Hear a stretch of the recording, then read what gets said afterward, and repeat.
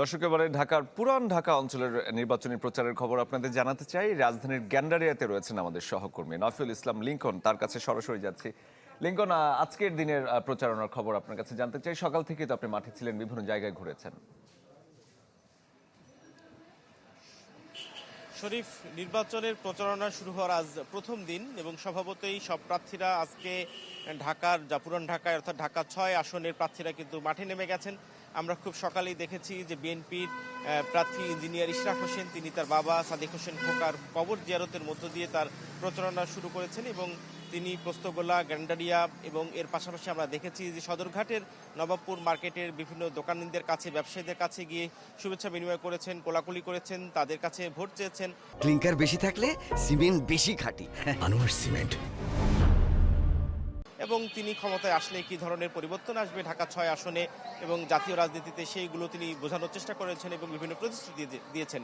এর পাশাপাশি জামাতের প্রার্থী আব্দুল মান্নান তিনিও প্রচারণা করেছেন পোস্তগোলা সহ বিভিন্ন জায়গায় এবং তিনিও ভোটারদের কাছে দাঁড়িয়ে দাঁড়িয়ে যাচ্ছেন এবং তাদের কাছে জামাত ইসলাম সহ ১০ দল ঐক্য জোটের যে ইস্তেহার সেগুলো তুলে ধরছেন এবং তিনি সৎ, যোগ্য এবং যোগ্য প্রার্থীর পক্ষে ভোট চাচ্ছেন।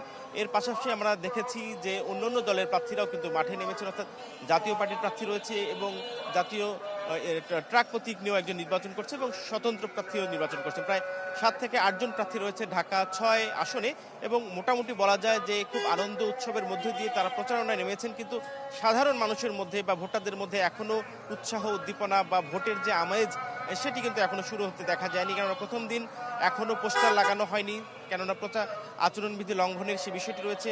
অর্থাৎ হয়তোবা আগামীকাল থেকে প্রচারণায় আরও মাত্রা পাবে। এভাবে দিন যতই গড়াবে ঢাকা সহ ঢাকার অন্যান্য আসনের প্রচারণা এবং নির্বাচনী প্রার্থীরা যে ধরনের প্রতিশ্রুতিগুলো দিবেন সেগুলো নিয়ে মানুষের কাছে কতটা গ্রহণযোগ্যতা পায়, কতটা মানুষ সেই দলগুলোর প্রার্থীদেরকে পছন্দ করে, তার ভিত্তিতে কিন্তু নির্ভর করবে আগামী ১২ ফেব্রুয়ারি জনগণ কাকে ভোট দিচ্ছে এবং ঢাকা ৬ সহ ঢাকার অন্যান্য আসনগুলোতে কারা জনগণের প্রতিনিধিত্ব পেয়ে সংসদে যাচ্ছে।